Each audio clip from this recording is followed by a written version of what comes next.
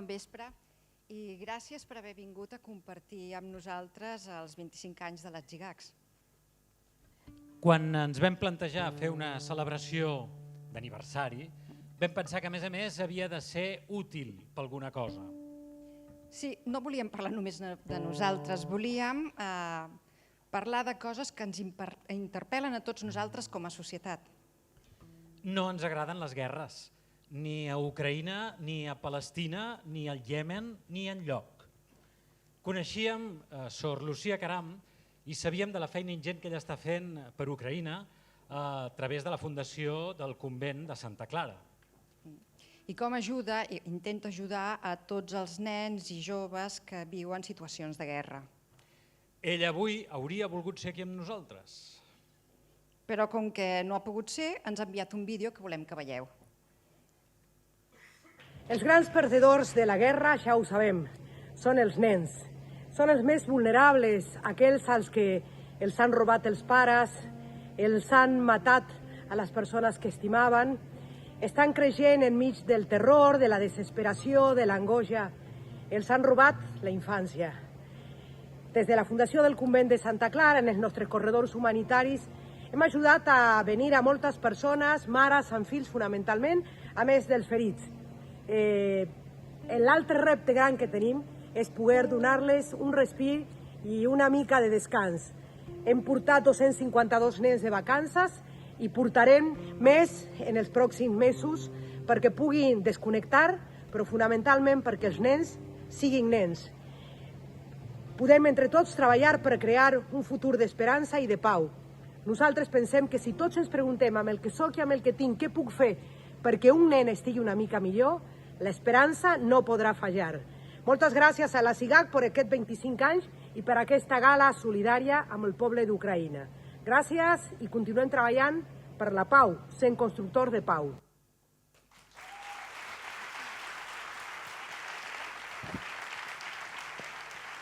I nosaltres agraïm també a Sor Lucía la feina que fa. Ara us volem presentar el senyor Gabriel Prat, que és el president de la Fundació Convent Santa Clara, que ens dirà unes paraules.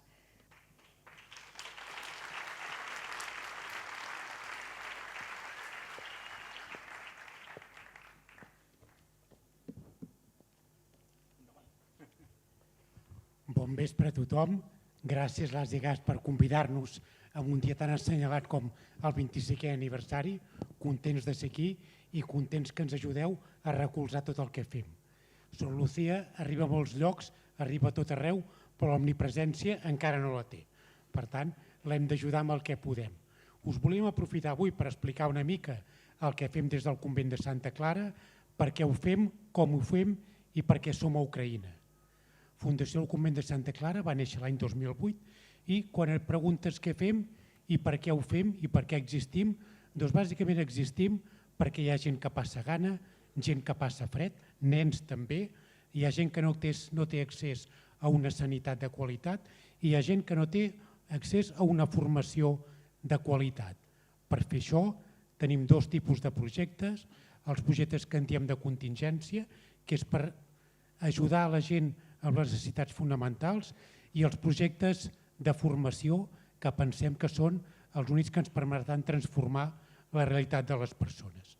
Com a projectes de contingència tenim una plataforma d'aliments, uns pisos per aconseguir un habitatge digne i una residència amb 17 persones.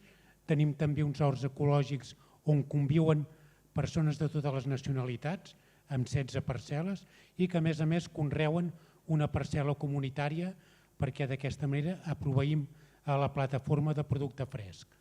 Tenim també unes dutxes per a la gent que no té accés a l'aigua calenta, una bugaderia. Tenim també un projecte d'ajuda social per permetre que les dones bàsicament puguin sortir de casa, que és un cosidor, se les ensenya a cosir, però bàsicament és una reintroducció a la societat, i molts petits projectes més. El que més ens agrada és treballar amb els projectes de formació. Fem formació professional per la gent, bàsicament amb el sector del metall. La zona del Bages és una empresa una zona amb molt sector metal·lúrgic. També fem projectes de formació pels nens que han sortit de l'acolliment que es fa fins als 16 anys i tenen problemes d'adaptació, problemes de dependència, problemes de drogodependència. S'han fet projectes en col·laboració amb els Mossos d'Esquadra i en aquest cas hem aconseguit que la reincidència baixi un 80%. Tenim un projecte que se'n diu Invulnerables a 12 municipis de Catalunya, que el que fa és una atenció integral de les famílies. Hem aconseguit en aquests casos reduir el fracàs escolar un 70% i d'altres projectes d'aquest tipus. Des d'ahir també tenim un projecte per ajudar els valencians en la dana que han patit. Vam començar a treballar amb Ucraïna fa 10 anys. Pels ucraïnesos el 2022 va començar la invasió, però per ells la guerra va començar el 2014 amb l'invasió d'Ucraïna, amb l'invasor de Crimea, perdó. Porten 10 anys en situació de guerra.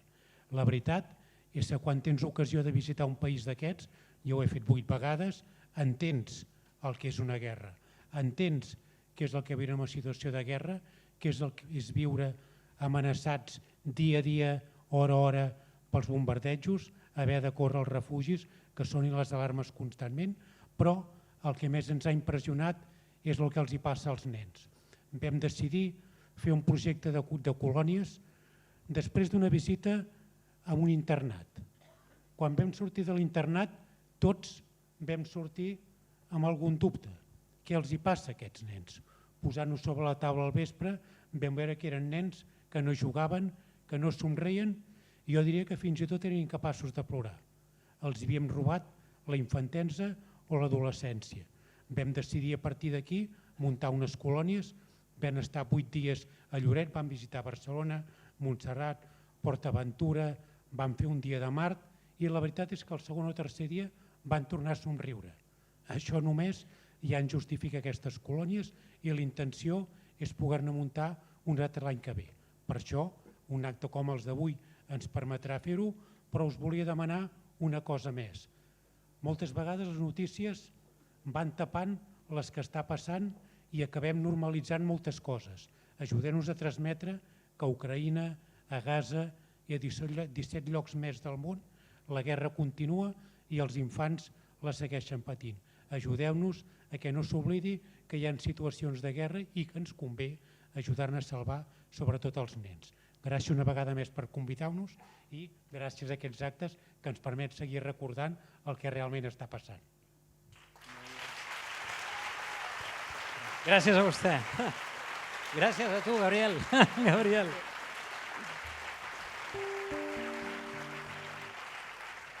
Gràcies. Voldríem recordar que al vestíbul hi hem posat una urna per si algú vol fer donacions en metàl·lic.